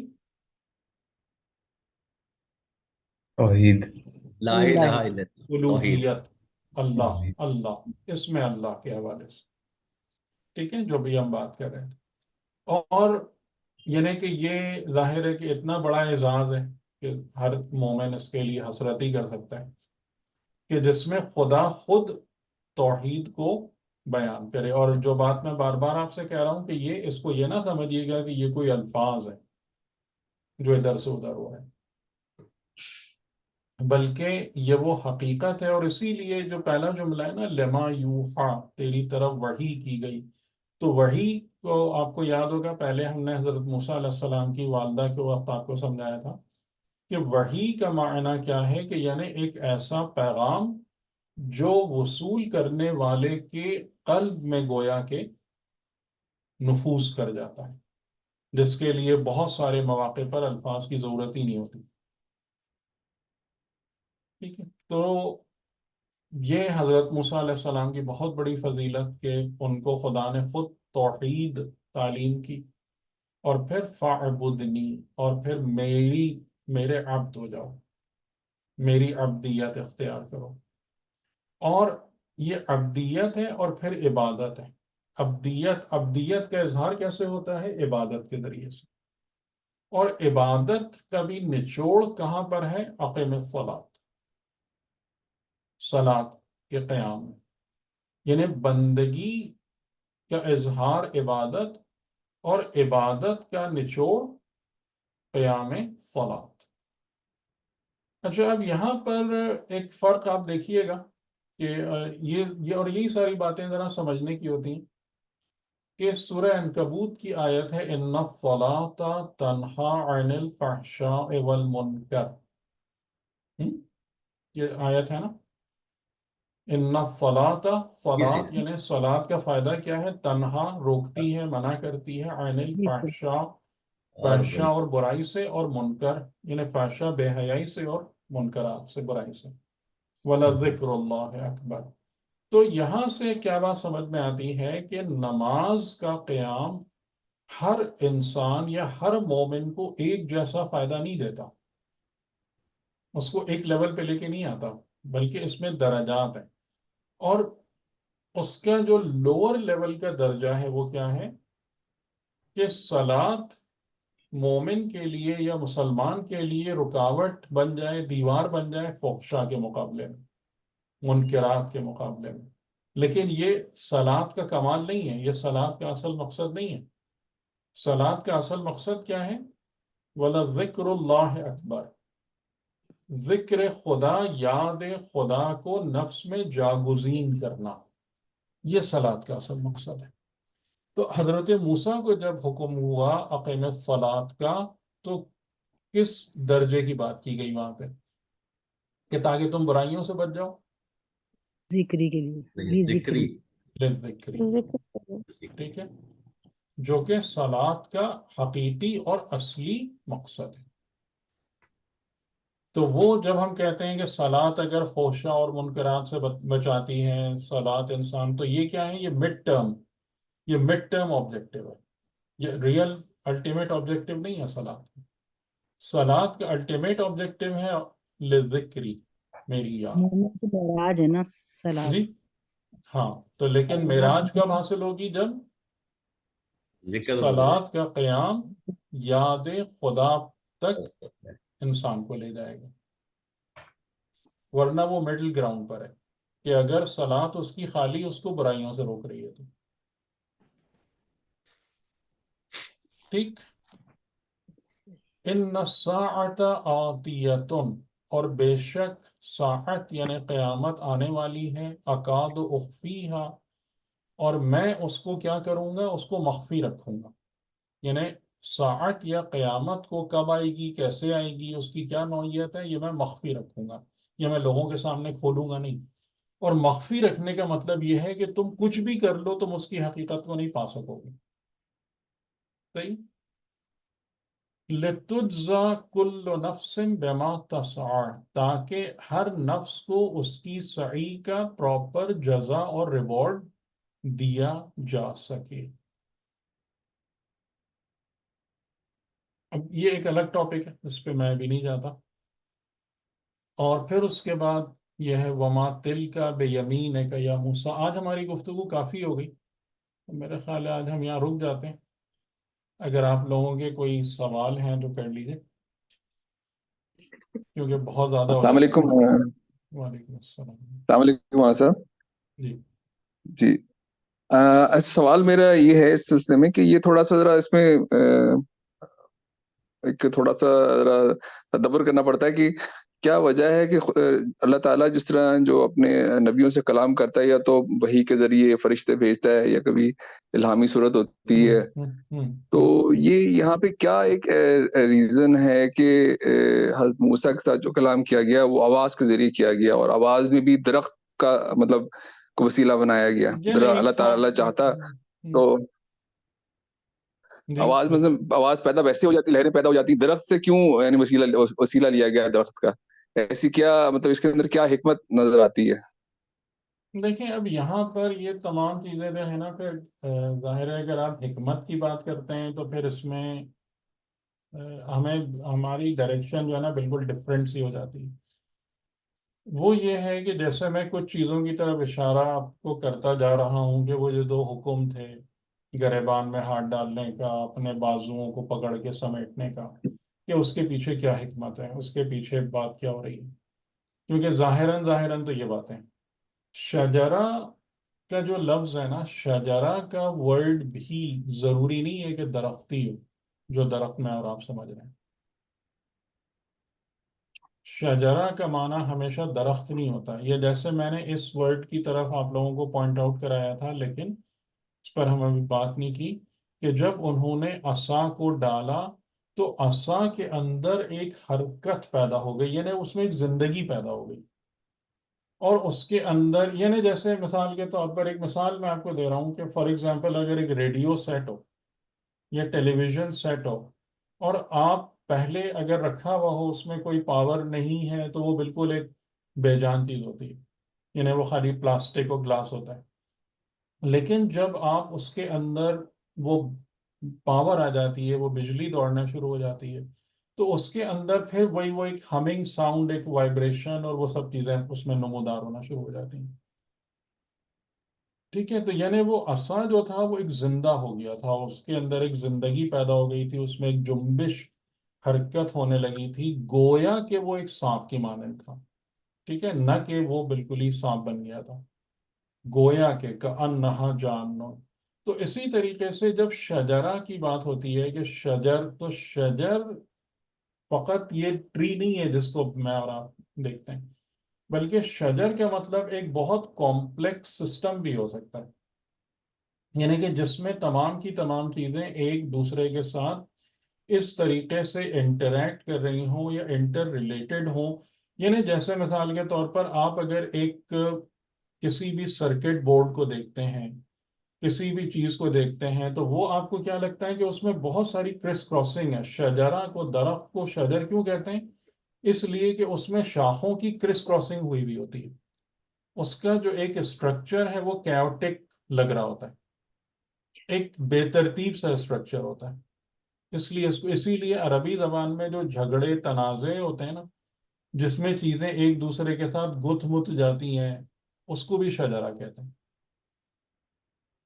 لیکن ترجمہ جو ہے، جتنے بھی میں نے سارے ترجمے پڑھے اب تک، وہ سب میں وہ انہوں تو نے وہی میں درخت ہی یہاں کیا تو گیا. پھر آپ وہ ترجمے با حکمت تو نہیں ہوتے نا. یعنی اگر آپ کبھی کوئی وہ چیز، اگر آپ اس کو اس طرف لے جانا چاہ رہے ہیں تو پھر میننگز بدل جاتے ہیں، وہ پھر بات کچھ اور ہو جاتی ہے. پھر وہ خالی عامیانہ ترجموں پہ آپ نہیں چل سکتے. یعنی آپ ایک طرف حکمت بھی ڈھونڈیں اور دوسری طرف عوامی لیول پہ بھی رہیں، تو حکمت اور عوامی لیول ایک ساتھ کمبائن نہیں ہوتا.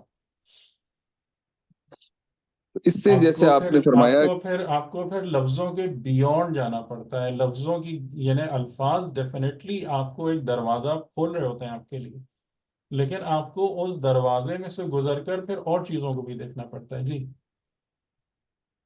اس سے پھر میں جو مجھے آپ کی بات سمجھ آ رہی ہے کہ یہ، یعنی کہ یہ جو صوتی لہریں پیدا ہوئیں، یہ ضروری نہیں ہے کہ ہم اس کو درخت تصور کریں، درخت سے پیدا ہوئیں، بلکہ یہ فضا میں خود بھی مثلا جیسے ہے کہ میں اللہ تعالیٰ نے عام جو تاثر یہ کہ اللہ تعالیٰ نے ایک درخت کا وسیلے کے ذریعے بات کی.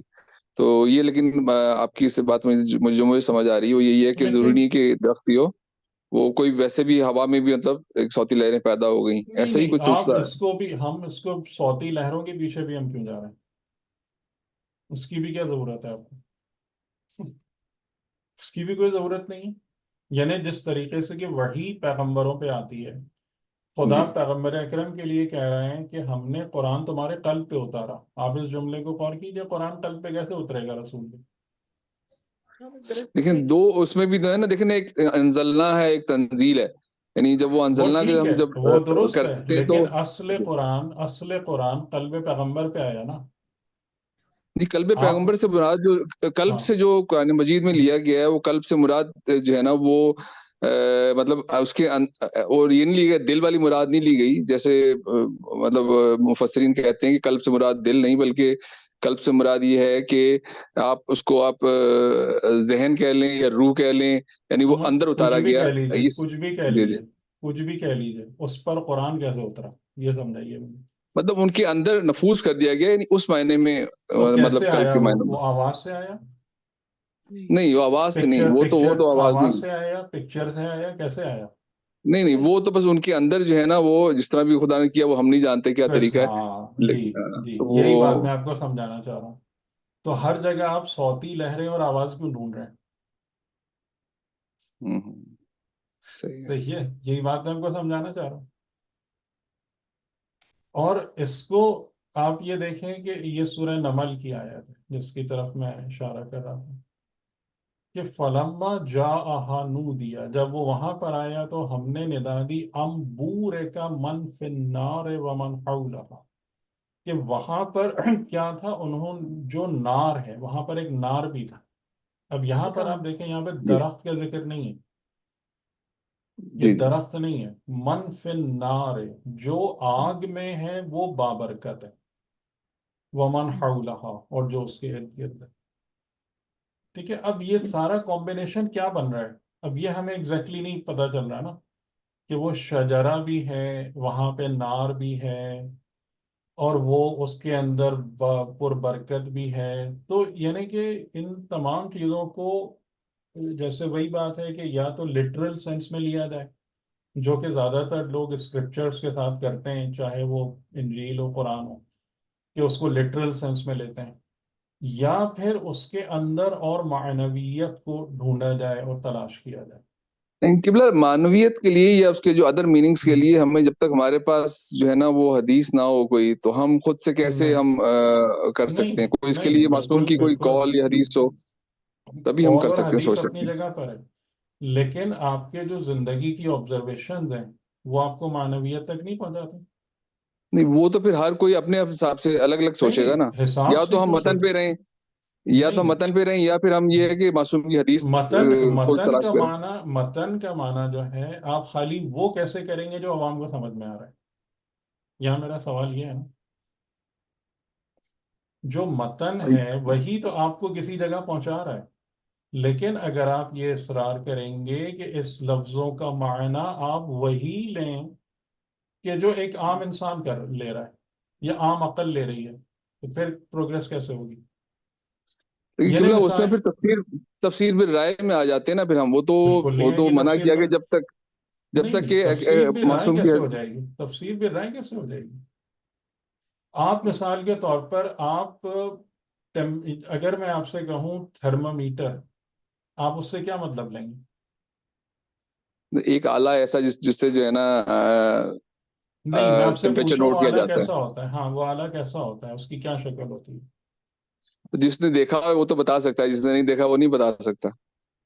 مطلب کیا مراد لیں گے؟ وہی، یہی تو میرا سوال ہے، کیا مراد لیں گے؟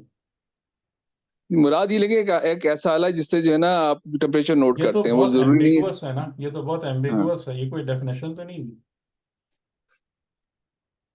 یہ کوئی ڈیفینیشن تو نہیں ہوئی نا.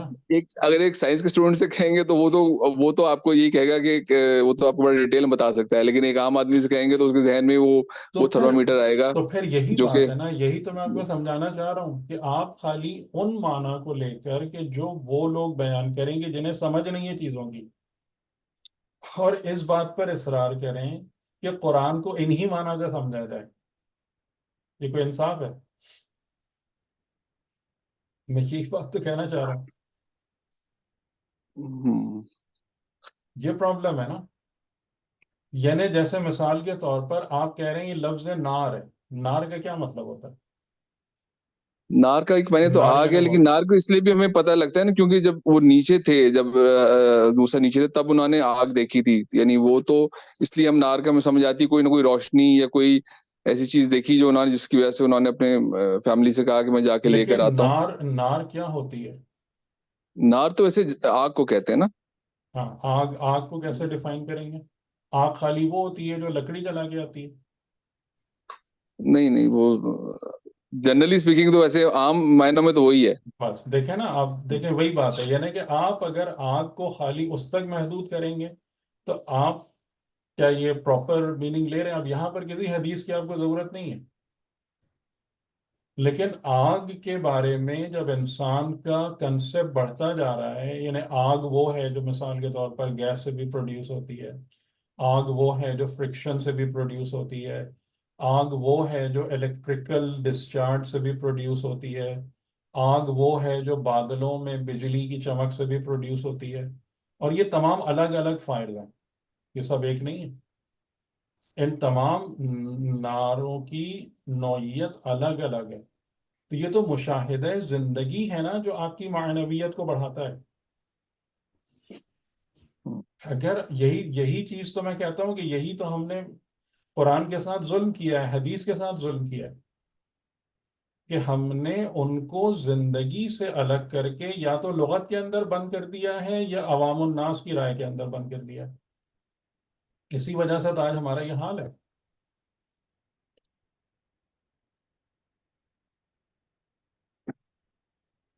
یہ پرابلم ہے نا. آپ غور فرمائیے گا اس پہ، بتائیے گا پھر آپ کو جی کیا جی. سمجھ میں آتا ہے.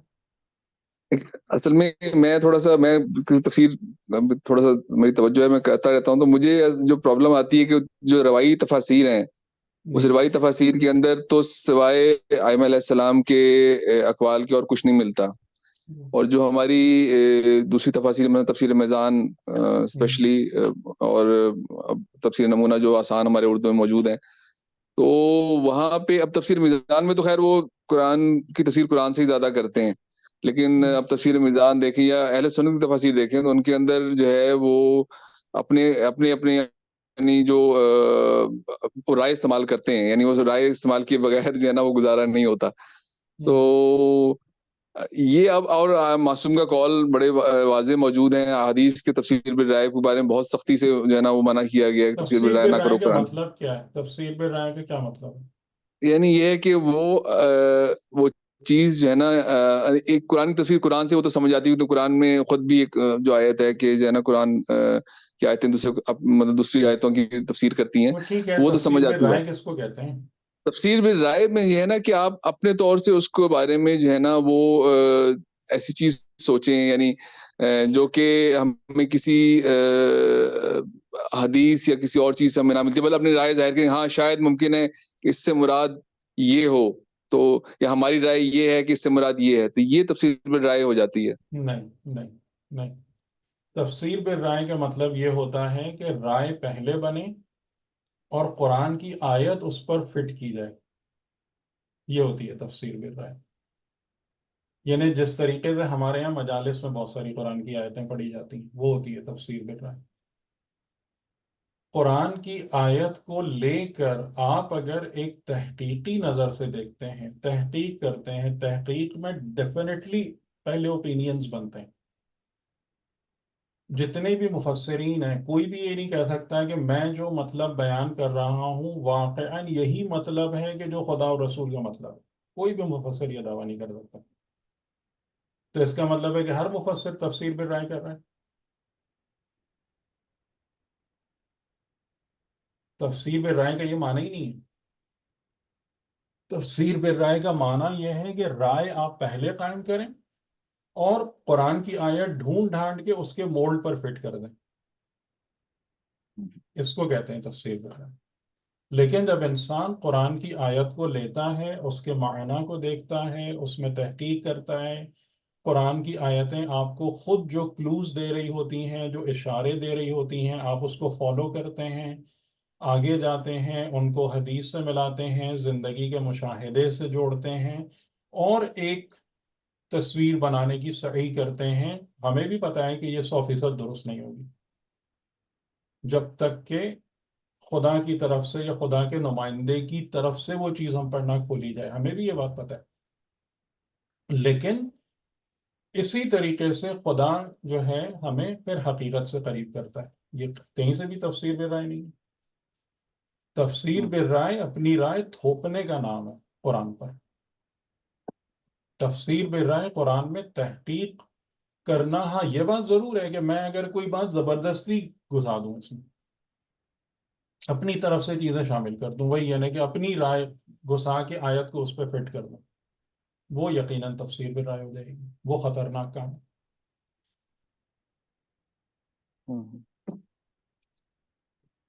جی بہت شکریہ آپ کا, بڑی آپ کا ٹائم لیا آپ نے, نہیں تفصیل سے سمجھایا. کوئی مسئلہ جی نہیں. السلام علیکم سر, اگر ٹائم ہو تو بس تھوڑا سا میرا بھی بتائیے سوال. بتائیے. باقی حضرات پریشان تو نہیں ہو گئے؟ نہیں سر سر, بہترین. صحیح سر, ٹھیک. جی جی جی سر, ابھی میرا سوال ہاں فرمائیے. نالین کے بارے میں آپ نے بیان فرمایا کہ وہ جی عموماً تو یہی ہوتا ہے نا کہ چپل اتار کے جایا جائے, ٹھیک ہے, جی اور حقیقتاً یہی ہے جیسے ابھی ہمارے محترم بھائی اس چیز کو بیان فرما رہے تھے کہ جو ہم تفاسیر پڑھتے رہتے ہیں, ترجمے کرتے ہیں, وہ اسی طرح کے ہمارے ذہن میں خیالات آتے رہتے ہیں. جی تو اللہ کا شکر ہے کہ آپ کی وجہ سے کافی ساری الجھنیں ہماری ختم ہو گئی ہیں. تو یہاں پہ جو نالین اتارنے کی بات کی جا رہی ہے, دیکھیے اس میں دیکھیے میں ایک بات آپ لوگوں کو سمجھاؤں, اگر وہ محترم موجود ہیں تو وہ بھی سنیں کہ یہ سارے جو اشارے ہیں نا, یہ قرآن کی آیتیں خود دیتی ہیں. میں نے Exactly. آپ کو یاد ہے کہ جو بہت شروع میں آپ لوگوں کو کہا تھا کہ سب سے پہلے آپ کو کس پہ اسٹک کرنا ہے، یاد ہے آپ لوگوں کو؟ کہ قرآن کے معنی میں ظاہری معنوں پر الفاظ پہ، ظاہری ظاہر الفاظ پہ، الفاظ، ظاہری ظاہری الفاظ ظاہری پر بالکل. ظاہری الفاظ پر آپ نے اس سے باہر نہیں نکلنا، اس سے نہیں کھسکنا، ورنہ وہ وہی بات ہو جائے گی جو تفسیر بالرائے والی بات ہے کہ آپ پھر اپنی چیزیں اس میں گزار رہے ہوں گے۔ تو اب یہاں پر جو قرآن نے ورڈ یوز کیا ہے فخلع، یعنی ہم اردو میں بھی یہ ورڈ ہمارے آتا ہے نا، خلا کا جو ورڈ آتا ہے، اللہ کا نفس آتا ہے. ہاں. ٹھیک ہے، خلع، خلع کا مطلب کیا ہوتا ہے؟ الگ کرنا، پرماننٹلی الگ کر دینا، جدا کر دینا۔ جدا کرنا. آپ نارملی کہاں چپل اتارنے کے لیے ورڈ یوز کرتے ہیں؟ بالکل. صحیح ہے، تو اسی یعنی کہ اب طرح سے یہاں پر قرآن آپ کو خود پنچ کر رہا ہے، ایک جو ہے نا ایک سوئی آپ کو چبھو رہا ہے قرآن کا ورڈ، کہ یہ ایک عجیب، یعنی کہ جب آپ پڑھتے پڑھتے اس جگہ پر آتے ہیں نا تو آپ کو ایک جھٹکا سا لگتا ہے کہ بھئی یہ کیا ہے۔ اسی لیے جو میں آپ سے اصرار کر رہا تھا کہ ظاہری الفاظ کو بہت اچھے سے توجہ دینا ہے، کیونکہ آپ کو اشارے وہیں سے ملتے ہیں۔ جی سر، مجھے یہی کہنا تھا ہوں کہ ہوں یہ جو آپ نے ابھی اس چیز کو بہت ہی اچھے طریقے سے بیان جی کیا، تو میرے ذہن میں یہ بات آ رہی تھی کہ جب ہم نماز کے لیے خدا کی بارگاہ میں جائیں ہوں تو ہوں یہ جو نعلین کو آپ نے بیان، خلا کو بیان فرمایا ہے، تو ہوں یہ بالکل وہی چیز ہے کہ ہم تمام چیزوں جی کو اپنے ذہن سے، اپنے اس ہاں سے ہٹائیں اور پھر خدا کی بارگاہ میں کھڑے ہوں. ہاں، یعنی کہ اب میں آپ کو اس کو تھوڑا سا اور بھی سمجھا دوں کہ دیکھیں، جو اب یہ تو روایت ہے نا، ظاہر قرآن کی آیت نہیں ہے، کہ جس میں رسول خدا جب معراج پہ تشریف لے گئے تو جی. کیا ہوا کہ حضور کو کیا کہا گیا کہ نعلین تم نعلین کے ساتھ آج نعلین سمیت آ سمیت آ جاؤ. جاؤ، ٹھیک ہے۔ حضرت موسیٰ کو کہا گیا کہ نعلین کو جدا کر کے آؤ، ٹھیک ہے، پراپر ورڈ یہ ہوگا کہ جدا کر کے آؤ، نہ کہ اتار کے، نعلین صحیح. جدا کر کے آؤ۔ اچھا، اور ہم جو ہیں وہ جو بھی ہے، یعنی وہ جو نعلین ہیں وہ ہمارے کہاں پر ہوتا ہے؟ حضرت موسیٰ کے تو پیر میں تھا، ہمارے کہاں پہ ہوتے ہیں وہ اٹیچمنٹس؟ ہمارے دل میں ہوتے ہیں۔ دل میں ہوتے ہیں، قلب میں ہوتے ہیں. بالکل ہاں، سر، یعنی وہ ہماری نعلین پیروں میں نہیں ہوتی، دل میں ہوتی ہے۔ دل میں ہوتے ہیں. تو اب صحیح. رسول خدا کو کیوں کہا کہ تم اس سمیت آ جاؤ؟ اب یہ ایک سوال ہے نا، کہ یعنی حضرت موسیٰ وادی مقدس طویٰ میں ہیں تو بن نعلین وہاں پہ نہیں جا سکتے، نہیں جا سکتے، وہاں پر وہ ایکسیپٹیبل نہیں ہے۔ اگر ان علائق اور تعلقات کی ایک ورت اور ویلیو لے کے وہاں پہ گئے تو وہ ایکسیپٹیبل نہیں ہے۔ رسول خدا کیسے ایکسیپٹیبل ہے؟ یعنی یہی چیز جو آگے جا کر آتی ہے، اور حضرت موسیٰ کے اس میں انبیاء العزم میں بھی، یہ بھی تو حضرت موسیٰ کی بگننگ ہے نا، تو بگننگ ہے، یہ ابتدا ہے، بالکل. ٹھیک ہے۔ تو وہ جو رسول خدا کے لیے بات آ رہی ہے، یعنی خدا یہ سمجھانا چاہ رہا ہے وہاں پر کہ تمہارے پرسنل تعلقات بھی میرے لیے قابل قبول ہیں، سبحان اللہ. صحیح یعنی بالکل. تم نے تمہارے جو ذاتی تعلقات ہیں نا، یعنی بیٹی، کہ تم نے جس سے بھی تعلق قائم کیا ہے نا وہ فقط اور فقط قربتاً اللہ ہے۔ اری بات سمجھ صحیح میں؟ جی جی سر، بالکل. کہ نعلین سمیت آ جاؤ، یعنی نعلین سمیت آنے کا مطلب یہ ہے کہ یہ چیز ہے تو پیروں کی زنجیر، لیکن یہ جو بھی ہے یہ خدا کو قبول ہے۔ ابھی حضرت صحیح. موسیٰ کے تعلقات کیا ہیں؟ ابھی یہ نعلین قبول نہیں ہے، اس کو الگ کر گیا۔ یعنی یہ بھی ایک ہنر ہے نا، اس میں بھی ٹائم لگتا ہے کہ انسان اس جگہ پر آ جائے کہ اس کی جتنی پرسنل ریلیشن شپس ہیں سب خدائی ہو جائیں۔ یہ کوئی آسان کام تو نہیں ہے۔ صحیح. جس کو قبول کرے، جس کو رد کرے، جس کو چاہے، جس کو اپنے سے دور کرے، سب قربتاً اللہ۔ بات طویل ہو جائے گی سر، اس کا مطلب اگر مناسب سمجھے ابھی دے دی گا یا بعد میں. یہ جو معراج جناب رسالت مآب صلی اللہ علیہ وآلہ وسلم کو ہوئی تو یہ وہ 40 سال کے بعد ہوئی، قرآن کریم کے نزول کے جی بعد ہوئی، ڈیفینیٹلی ڈیفینیٹلی ہے نا؟ ڈیفینیٹلی تو اس کا مطلب یہی ہے نا کہ اللہ رب العزت نے الفاظ کی تصحیح کر دیجیے گا کہ 40 سال اللہ رب العزت نے ان کو اچھی طرح سے مستحکم کر دیا، یہ اور ہم اس میں ایگزیکٹلی دیکھیں، میں جو بات زیادہ مناسب سمجھتا ہوں نا، یہ وہی ہے کہ یہ ہمارے لیے انچارٹیڈ ٹیریٹری ہے نا. کہ بالکل ایک بات جو میں ذاتی طور سے کہ معصومین کے ذاتی معاملات پر کمنٹ کرنے کا نہ میں اپنے کو اہل سمجھتا ہوں، بالکل نہ بالکل مناسب سمجھتا ہوں، اس لیے کہ وہ معاملات ہمارے فہم سے بیونڈ ہیں کہ بالکل ان کے اور خدا کے معاملات کس طریقے سے قائم ہوتے ہیں، کس نہج پہ چلتے ہیں، کیسے بلڈ ہوتے ہیں، ہمیں نہیں پتا.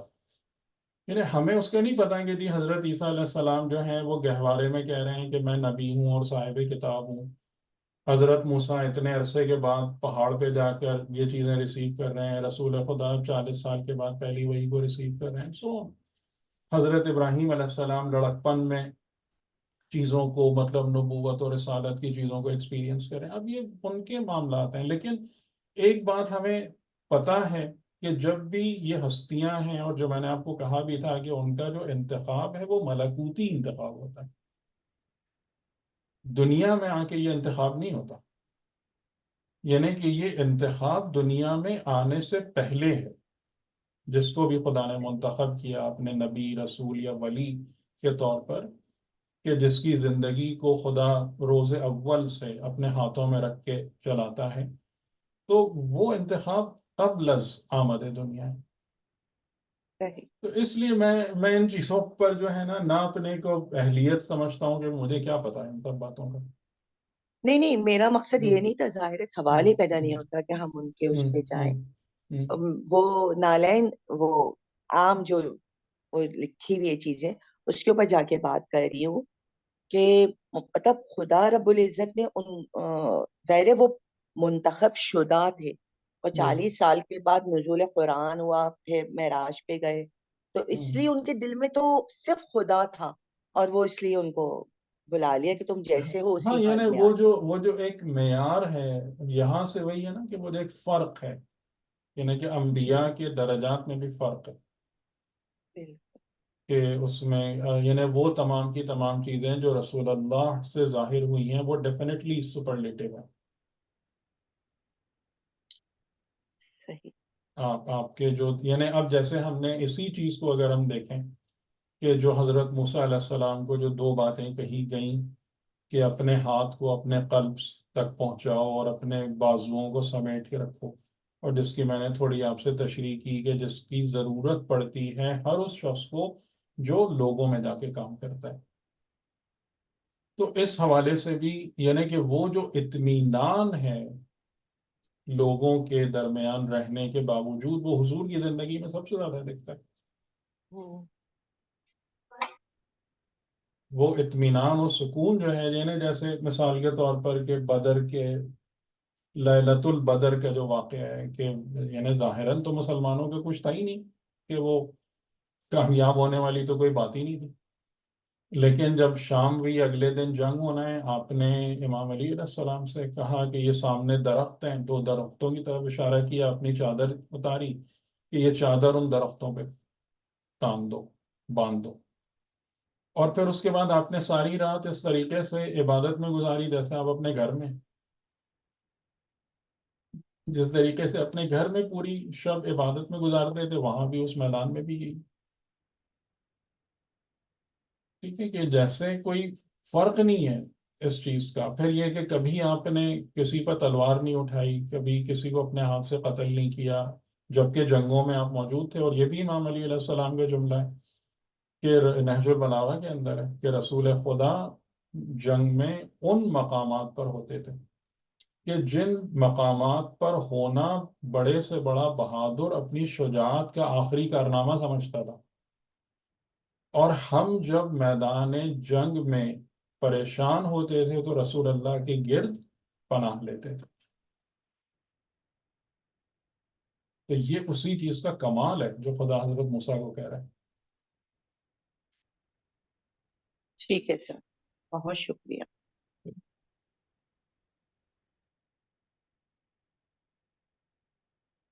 ٹھیک ہے، آج پھر گفتگو یہاں تک روکتے ہیں، کیونکہ اس کو آپ انشاءاللہ دوبارہ اگر دیکھیں گے نا تو آپ کو بہت ساری باتیں ملیں گی غور کرنے کے لیے انشاءاللہ. انشاءاللہ سر. انشاءاللہ. جزاک اللہ سر، امام کے